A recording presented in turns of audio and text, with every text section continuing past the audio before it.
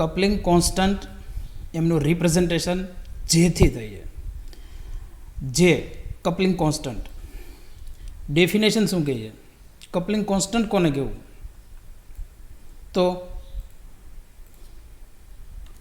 the coupling constant is defined as the distance between two adjacent sub-peak in the split signals.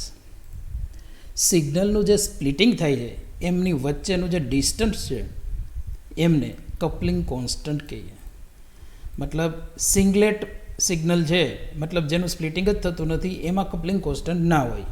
પણ એવું signal કે જેનું 2, 3, 4 મતલબ ડબલેટ, triplet, ક્વાર્ટેટ એમાં સ્પ્લિટિંગ થાય છે, તો બે સિગ્નલ વચ્ચેનું ડિસ્ટન્સ એને આપણે કપલિંગ કોન્સ્ટન્ટ કહીએ છીએ. એમનો યુનિટ કપલિંગ કોન્સ્ટન્ટ હર્ટ્ઝ અથવા તો સાયકલ પર સેકન્ડમાં બતાવાય છે, CPS અથવા તો હર્ટ્ઝ. જુઓ ગ્રાફિકલ રિપ્રેઝન્ટેશન. એક ડબલેટ આપેલું છે અને એક ટ્રિપલેટ આપેલું છે. ડબલેટ આ જે સિગ્નલ સ્પ્લિટ થઈ છે બે ભાગમાં, એમની વચ્ચેનું જે ડિસ્ટન્સ છે એ હર્ટ્ઝ અથવા તો CPSમાં કેલ્ક્યુલેટ થાય છે, મેઝરમેન્ટ થાય છે, જેને આપણે જેથી બતાવીએ છીએ, જે કપલિંગ કોન્સ્ટન્ટ. અને માનો કે ટ્રિપલેટ છે તો એમાં બે અલગ અલગ જે છે, પણ આ સિમેટ્રિક હોય. જ્યારે ટ્રિપલેટ હોય ત્યારે એમાં મિરર ઇમેજ આવે, વચ્ચેથી પ્લેન પાસ થાય, બે બાજુ સિમેટ્રિક હોય, એટલે બે જેની વેલ્યુ એક સરખી હોય ઓલવેઝ. એટલે પછી આગળ તમે ટ્રિપલેટથી આગળ ક્વાર્ટેટ જાઓ, પેન્ટેટ જાઓ, આગળ કોઈ પણ પ્રકારનું સ્પ્લિટિંગ હોય તો એમાં હંમેશા મિરર ઇમેજ હોય. જ્યાં પણ જે આવતી હોય એ સિમેટ્રિક હોય બંને તરફ. તો આમાં ટ્રિપલેટમાં બંને જે વેલ્યુ એક સરખી હોય, કારણ કે સ્પ્લિટિંગ એક જેવું હોય. તો જેનો મતલબ છે કપલિંગ કોન્સ્ટન્ટ. અને કપલિંગ કોન્સ્ટન્ટ એટલે શું? તો કે ડિસ્ટન્સ બિટવીન ટુ એડજસન્ટ સબ પીક. મતલબ કોઈ પણ પીક છે એનું બે ભાગમાં સ્પ્લિટિંગ થયેલું છે અથવા તો 3માં થયેલું છે, તો નજીકના જે સબ પીક છે એમનું ડિસ્ટન્સ એમને જેથી બતાવાય છે. એમનો યુનિટ છે હર્ટ્ઝ અથવા CPS. CPS મતલબ સાયકલ પર સેકન્ડ. તો હર્ટ્ઝ અને સાયકલ પર સેકન્ડ એ બંને એક જ છે. મતલબ 1 hertz is equal two 1 CPS. Okay, તો જેવી રીતે ડેલ્ટા PPM ફિક્સ હોય કોઈ પણ પ્રોટોન માટેની, કપલિંગ જેને આપણે કહીએ છીએ કેમિકલ શિફ્ટ, એ ફિક્સ હોય. એ ઇન્સ્ટ્રુમેન્ટ ઓપરેટિંગ સિસ્ટમ ઉપર આધારિત નથી. 400 મેગાહર્ટ્ઝ હોય, 100 મેગાહર્ટ્ઝ હોય કે 60 મેગાહર્ટ્ઝ હોય. પણ જે ડેલ્ટા PPM છે, કોઈનું સિગ્નલ 1 ડેલ્ટા PPM આવતું હોય તો એનું 1 ડેલ્ટા PPM જ આવે, કોઈ પણ ઇન્સ્ટ્રુમેન્ટ ઓપરેટિંગ ફ્રીક્વન્સી લઈ લઈએ. એ જ રીતે કપલિંગ કોન્સ્ટન્ટ પણ ફિક્સ હોય. કપલિંગ કોન્સ્ટન્ટ જે છે એ ઇન્સ્ટ્રુમેન્ટ ઓપરેટિંગ ફ્રીક્વન્સી ઉપર આધારિત નથી. અને કેવા પ્રકારના પ્રોટોન માટે કેવા પ્રકારનો, એટલે કે કેટલો કપલિંગ કોન્સ્ટન્ટ છે એ આપણે જોઈ લઈએ. ફોર એક્ઝામ્પલ 1 નંબર, એક જ કાર્બન ઉપર બે નોન ઇક્વાવેલન્ટ પ્રોટોન આવેલા હોય, એક જ કાર્બન ઉપર બે નોન ઇક્વાવેલન્ટ પ્રોટોન આવેલા હોય તો એમને જેમિનલ પ્રોટોન કહે છે.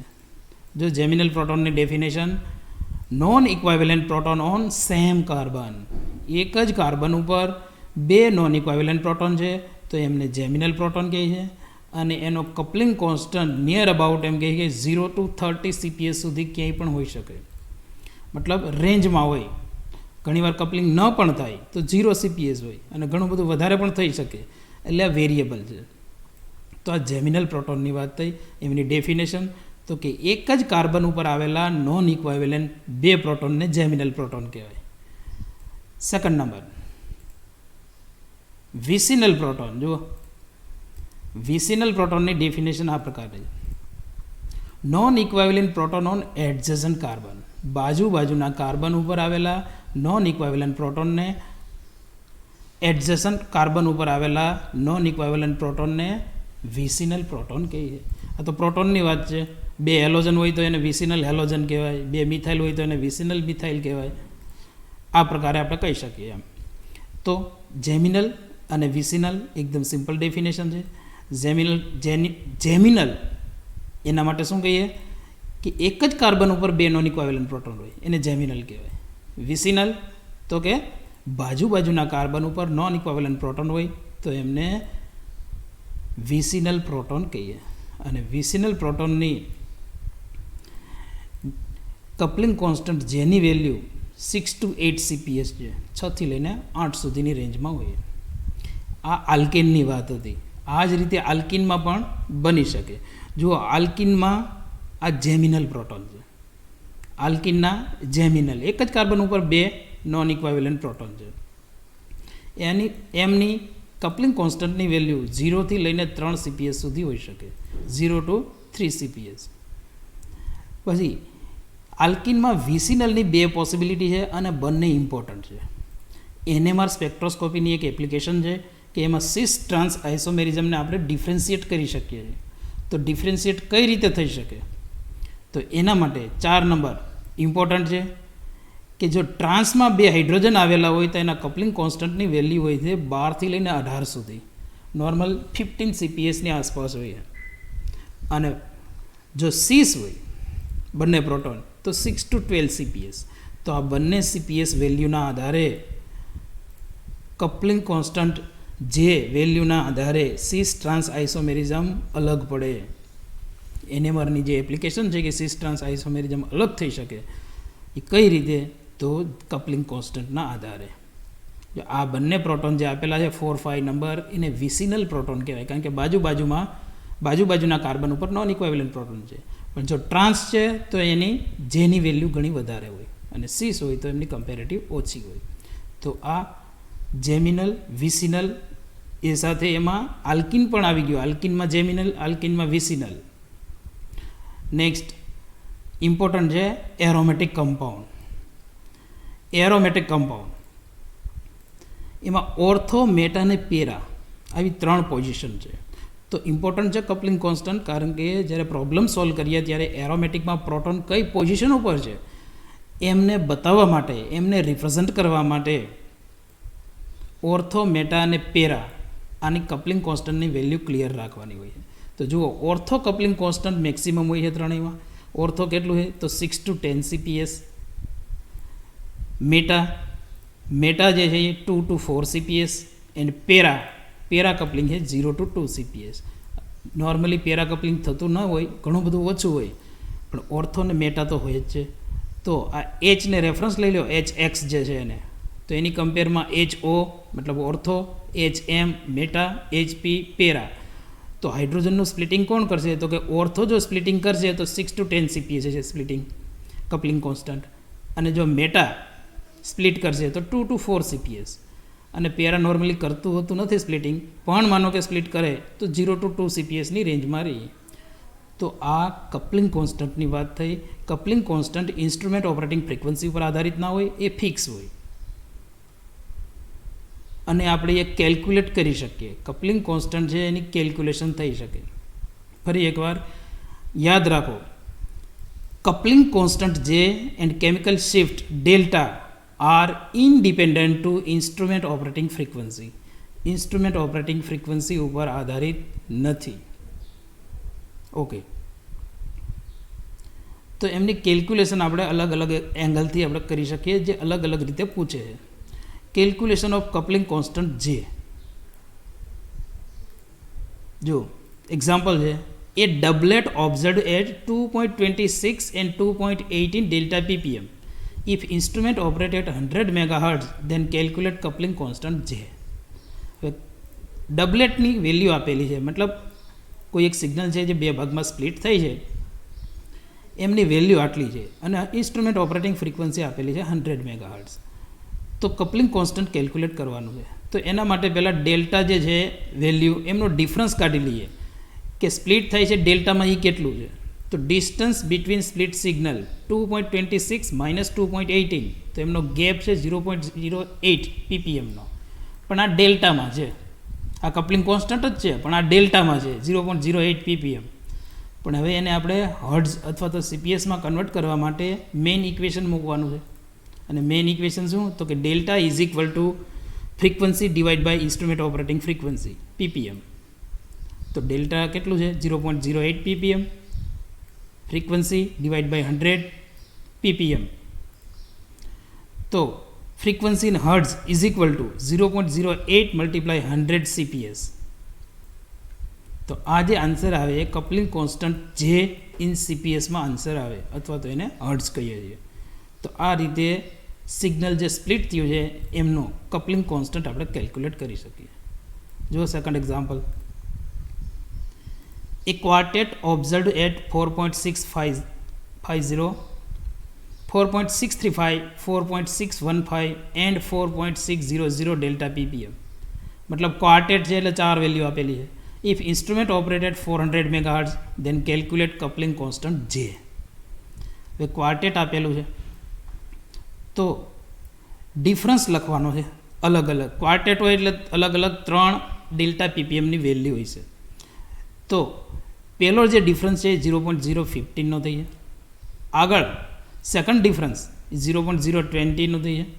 અને થર્ડ ડિફરન્સ જે છે એ પહેલાં જેટલો જ હોય 0.015.